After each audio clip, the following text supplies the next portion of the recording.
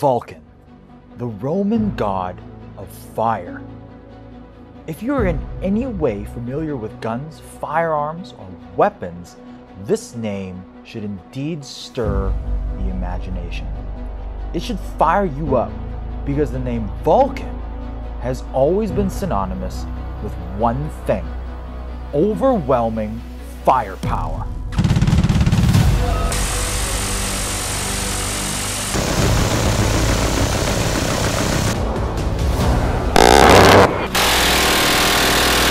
These devastating weapons of war are usually deployed with vehicles on land, sea, and air. Gunships, jets, armored personnel carriers, attack boats, all have taken advantage of the God of Fire's overwhelming power. The gun is also quite the cultural icon. Films such as Terminator 2 and video games as Call of Duty series are bound to tickle you in all the right places. If that intro didn't fire you up, feel free to pause, go back, watch it again, because today we're talking about a machine gun. But not just any plain old machine gun, but the minigun, what some people colloquially call the Gatling gun. But before we talk about this guy, let's have a brief history lesson. The rapid-fire multi-barrel rotary firearm was first invented by American inventor Richard John Gatling. While our friend Rich invented other things in his life, such as a motor-driven plow or a tractor, his legacy is forever tied to the weapon and subsequent systems patterned in this multi-barrel configuration, which are all essentially called the Gatling guns. After the Gatling gun was transitioned away from being hand-cranked in favor of electric motors back in 1893, the modern Gatling gun or minigun was then born, having the hand-cranked version officially being deemed obsolete in the year 1911. What a coincidence. Even though the one we're going to be talking about today doesn't have such a storied history as its real steel counterpart, the Classic Army M133 actually isn't even the first one that Classic Army has built. The M133's bigger brother, the M134, was the first one Classic Army released, and it certainly brought the shock and awe. Being a dual-powered system, the M134 operated using green gas plus electricity, or HPA plus electricity. Clearly you can see why the M134 may have not been the most ideal platform to use. I mean, let's just face it, with green gas, you deal with a bunch of cooldown. With HPA, you would imagine that would have been fantastic for the gun. Yes, if you're used to carrying a heavy tank around in a backpack, but if not, then maybe it's less than ideal. Which brings us to this guy. The M133 not only is a smaller gun, it's also redesigned. It's a fully electric, multi-barrel AEG. The construction of the M133 is a mixture of polymer and aluminum. The firing mechanisms such as fire controls, motors, switches, and such are all housed in the rear portion of the gun. The forward portion is aluminum and features 4 individual barrels, under which house standard AEG inner barrels and standard hop-up buckings. More on them later. I feel like before we continue, I need to explain kind of how this thing works. For those that are unfamiliar with this platform, I can understand maybe you would think that when you pull the trigger, all 4 barrels shoot at the same time. While that would be epic and awesome, that's not how it works. What happens is with every trigger pull, the barrels rotate and the one on the top facing forward is the one that fires. In the real steel world, all these barrels are essential to keeping the temperature of the gun down when you're shooting at such a high rate of fire while slinging an obscene amount of rounds downrange. In Airsoft, well, we don't have to worry about that too much because the only thing we're slinging downrange is a ton of plastic. However, Classic Army did put in a heat protection in this gun called their Overload Shutdown Thermal Protection, which I think is a fancy way of calling something a fuse. Oh yes, as we previously mentioned, the M133 is fully electric and requires 2 11.1 batteries to operate. They will be for the motor that controls the rotation of the barrels, as well as for the rest of the general operation of the gun itself. I love how the gun comes in all of 2 firing modes, safe and full auto. It's got Two speeds, a 1500 round per minute slow firing mode and a 3000 round per minute fast firing mode. I certainly know what mode I will be keeping this gun in. I want to bring you back to the barrels, because each barrel also comes with its own individual hop-up that you need to adjust for peak performance.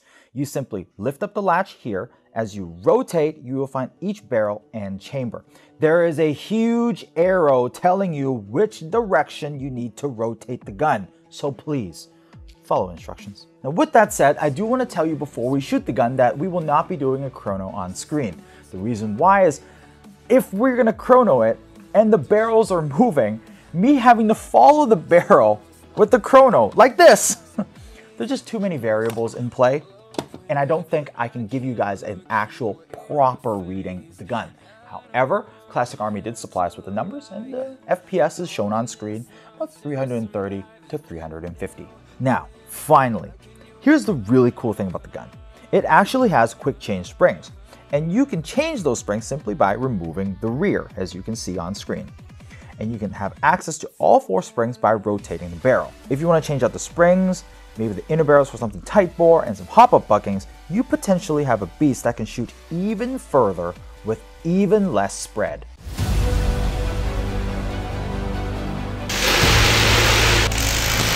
Hello and welcome to Landing Zone, where we're gonna have a whole lot of fun today shooting the M133. Man, I'm so excited.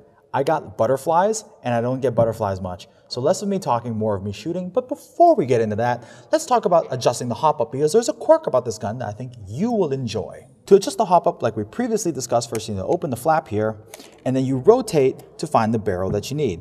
First, you find the adjustment, and when you rotate, one BB will fire. This will give you a rough estimation as to where your trajectory of the gun will be. So that's how you adjust the hop-up on your gun. With that said, you know, I would find it interesting if we can rotate the barrel to take precision shots downrange. That in and of itself, as a statement, sounds as ridiculous as saying that this could be a sniper rifle. But you know what? We're gonna do it for you guys. Now it's time for our 30-meter trajectory and capabilities tests for the M133. Do I think it's gonna hit 30 meters? Absolutely. But I think what's more importantly is how it's gonna look with its spread going downrange that far. So, once you have selected your firing mode, we're gonna start with slow. 3 LEDs would turn up to show you that green means go and your battery is good. Slow mode.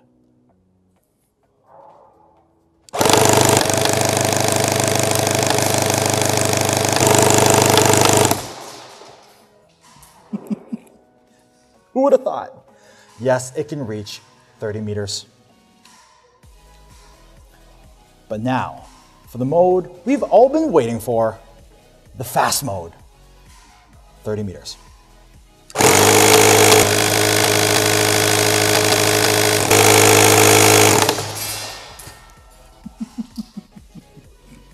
love this gun. I love this gun. Yes, fast mode can also shoot 30 meters. Wow. As you see the BBs being slung down range, the gun does have a fair amount of spread, as a machine gun should. Now, if you want to tighten up that spread, you can always opt to upgrade it with some tight bore inner barrels. To load the M133, the first thing you want to do is you want to unscrew the cap, as you can see here. Then it exposes the central magazine cylinder, which is in the middle of all 4 barrels. Now you load it all the way up until you see the BBs come to this little window right here that I'm pointing at. Or alternatively, if you look inside, there is a silver ring. Fill the BBs up to that ring or silver line. Earlier, I talked about being able to try to take precision shots for you guys downrange by rotating the barrel. I find that this is a very interesting quirk of the gun. As you can see, everything is off, power's off. I'm gonna put the safety on, and you can still rotate the barrel and shoot. Take a look.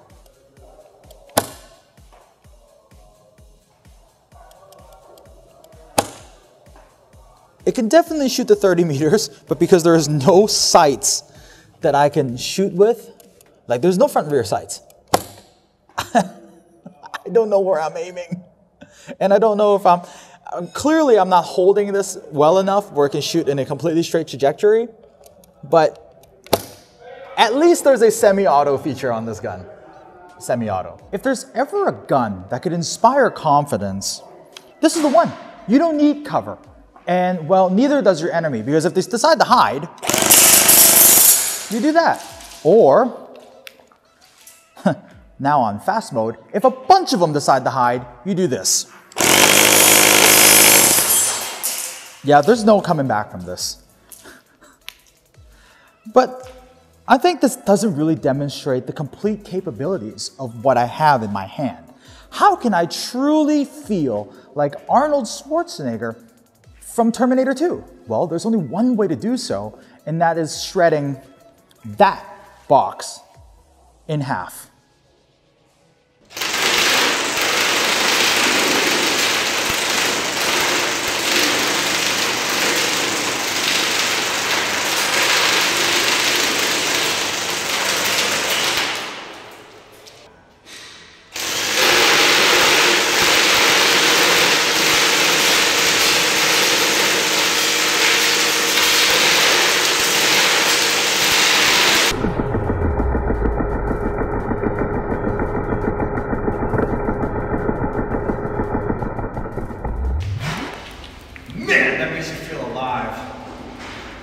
This gun is a big, huge bag of laughs.